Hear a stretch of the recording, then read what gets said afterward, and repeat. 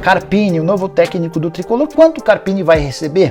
Confesso que fiquei surpreso ao descobrir que ele ganhava nos tempos de juventude R$250 mil mensais. É importante lembrar que quando ele chega a Caxias do Sul tinha um salário menor, mas depois do acesso da equipe para a Série A do Campeonato Brasileiro e a confirmação na elite do futebol nacional, o Carpini foi chamado para renovar o contrato e passou a ter esses 250 mil mensais.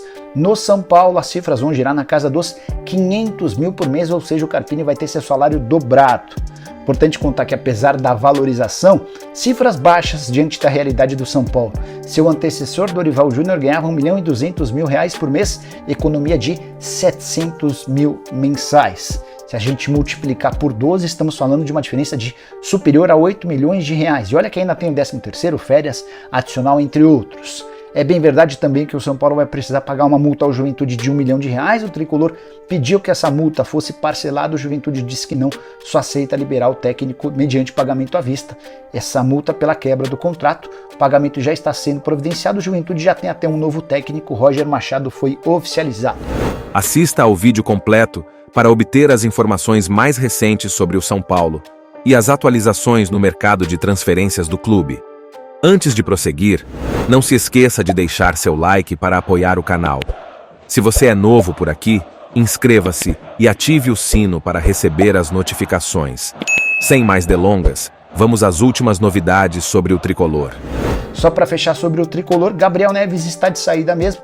Apesar de estar na pauta de vários clubes brasileiros, como Fortaleza, Grêmio, entre outros, tudo indica que ele vai defender o Independiente da Argentina. Era um pedido do Carlitos Tevez, técnico do Independiente, empréstimo por uma temporada com opção de compra já definida. Thiago Carpini chegou, eu acho que dentro do que você tinha de opção no mercado, é uma aposta, mas eu acho que é interessante. Eu, por exemplo, adotaria esse caminho ao invés de buscar um treinador de muita bagagem, porém com trabalhos ruins recentes. Então, por exemplo, você tem um Vanderlei Luxemburgo aí disponível. O último bom trabalho do Luxemburgo faz muito tempo. O trabalho mais recente era um trabalho que andava uma casinha para frente e voltava essa mesma casinha para trás. Quando não voltava, duas, depois de andar uma. Então, não é um treinador que você olha e fala, né, hoje ele tem muita coisa a oferecer, né?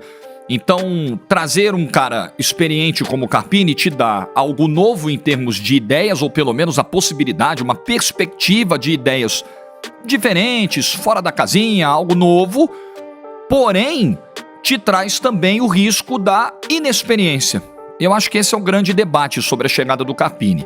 É um treinador que não viveu essa realidade de um grande clube na carreira até hoje. Nada próximo do tamanho do que é o São Paulo.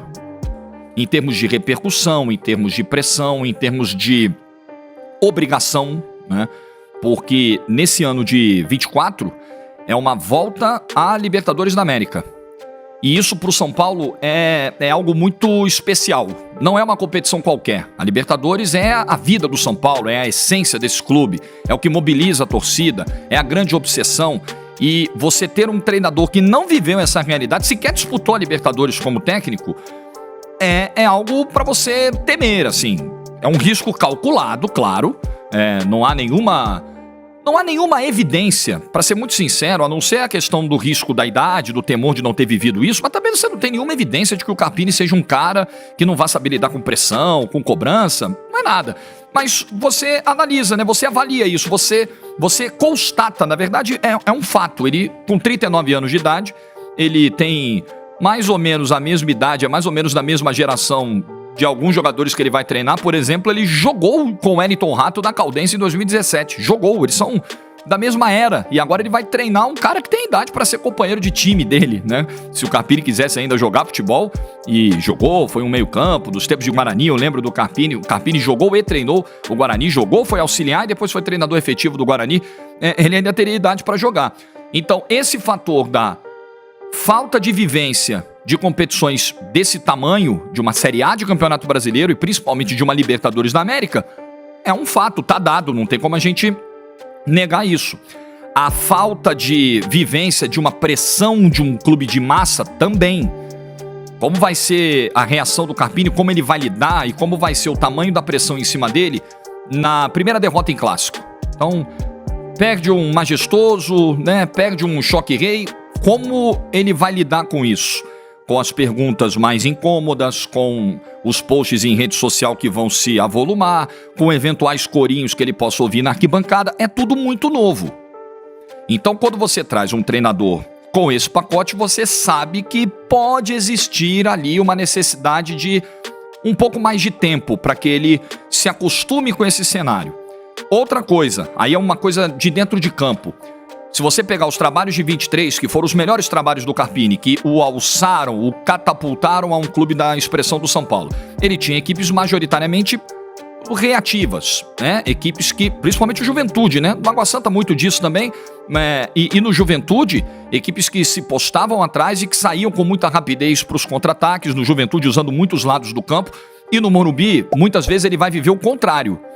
Ele vai pegar equipes que vão colocar 10 jogadores atrás da linha da bola. Ele terá que propor. Ele terá que encontrar soluções ofensivas. Ele vai ter que abrir os espaços. E não esperar que os espaços se abram. Repertório para isso? Eu imagino que, por ser um cara de uma nova safra, uma safra de treinadores cada vez mais estudiosa e com cada vez mais ferramentas para avaliar adversários e para estudar sistemas, como scouts e tudo mais, eu acho que ele é plenamente capaz de dar esse tipo de resposta. Mas não é algo que marcou a carreira dele até aqui, né? A gente faz uma projeção, a gente imagina que ele é capaz de fazer o São Paulo jogar de forma ofensiva quando necessário. Mas vamos ver isso na prática. Então é uma aposta que o São Paulo foi obrigado a fazer. O São Paulo não abriu mão de um técnico campeão para trazer uma aposta. As circunstâncias forçaram isso. Perdeu o Dorival Júnior, não imaginava perdê-lo agora, e o mercado não oferece tanta alternativa. Vamos buscar alguma coisa na América do Sul. Com essa escassez de tempo, o São Paulo perdeu o Dorival faltando menos de 15 dias para começar a temporada. Para começar o Campeonato Paulista, faltando menos de um mês para a Supercopa do Brasil contra o Palmeiras. Então o tempo jogou contra o São Paulo nessa hora. Então acho que, e aqui vai um elogio sim à diretoria do São Paulo, diante de caiu uma bomba, sobrou explosão para tudo que é lado, arrebentou com um monte de coisa. A diretoria do São Paulo conseguiu achar uma solução rápida e viável, e que pode dar certo, e que parece interessante. Então, esse registro está feito. Boa sorte ao Thiago Carpini, que ele consiga, nesse maior desafio da carreira, mostrar todas as qualidades que ele mostrou no Água Santa e do Juventude, agora com um sarrafo bem mais alto. E nós vamos ver do dia 20, né, a estreia contra o Santo André. A TNT mostra esse jogo na primeira rodada do Campeonato Paulista. Antes de eu falar da nota, só para abordar um pouquinho essa coisa do treinador que é empregado, tá empregado, recebe a proposta de um outro clube, ele sai do Juventude, faltando 10 dias para começar o gauchão. Ele pega o Juventude com as calças na mão. Aliás, o Juventude anunciou o Roger Machado, que virou uma aposta também, né? Porque os trabalhos do Roger não deram muito certo. Acho que o Roger é um cara com muito conhecimento de futebol e talvez alguma dificuldade para transmitir isso, né, para os seus grupos, e tomara que o Roger consiga ter trabalhado isso nesse período em que ficou fora do mercado, porque acho que é um técnico que pode dar muito ao futebol se encontrar a direção certa para o seu trabalho, que acho que ele ainda não encontrou. Mas sobre o que aconteceu com o Juventude, a notícia vai continuar acontecendo. E eu não enxergo mocinhos nem vilões no futebol brasileiro. Eu acho que é um mercado, é um negócio onde cada um vê o que é melhor para si. Então, quando o treinador reclama de interrupção de trabalho, eu não dou muita bola, porque eles interrompem também. Interrompem trabalhos em andamento, né? Interrompem trabalhos prestes a começar, temporadas prestes a começar. Então, sabe, quando o Dorival foi demitido do Flamengo, tô vendo muita gente agora falar o seguinte: o tempo inocentou o Flamengo, vocês criticaram o Flamengo porque mandou o Dorival embora. A questão não é... A crítica não foi pelo fato de mandar um treinador embora. Não foi porque isso é corriqueiro. A crítica foi mandar um técnico que venceu Libertadores e Copa do Brasil embora porque houve uma pequena queda no final da temporada que poderia ser totalmente revertida. Não foi no conceito a crítica, no conceito geral de demissões. Foi no ponto específico do Dorival. Não fazia sentido trocar Dorival por Vitor Pereira. Esse é o ponto. Se você troca o Dorival, tudo bem, ele acabou de ser campeão da Copa do Brasil e da Libertadores, mas nós vamos trazer o Klopp. Nós vamos trazer o Ancelotti, que seja. Alô, Edinaldo. Ok, mas, sabe, não fez sentido. Não fez sentido. O ponto não foi esse. Então, o treinador que reclama de ser... O Dorival fez isso com o Ceará. O Dorival largou o Ceará no início do Campeonato Brasileiro. Vocês lembram o que aconteceu com o Ceará? O Ceará foi para a segunda divisão. Eu não sei se o desfecho com o Juventude vai ser o mesmo. Eu não sei se o desfecho com o São Paulo vai ser ruim da demissão do Dorival, se o Carpini vai conseguir arrumar as coisas ou não, mas é cada um vendo o seu. Então, o torcedor hoje, cada vez menos ele tem que se apegar a figuras. Sabe, assim, a instituição está em primeiro lugar. O Dorival passa, o Carpini passa, o Roger Machado passa, o Caleri passa, o Luciano passa, na seleção brasileira vai passar todo mundo. E a vida vai seguir. E entender, cada vez mais enxergar é difícil, porque o torcedor vive o futebol com a lógica da paixão. Mas ele precisa entender que os profissionais que estão representando as camisas ali, eles são transitórios, eles vivem antes da paixão, eles vivem a lógica profissional.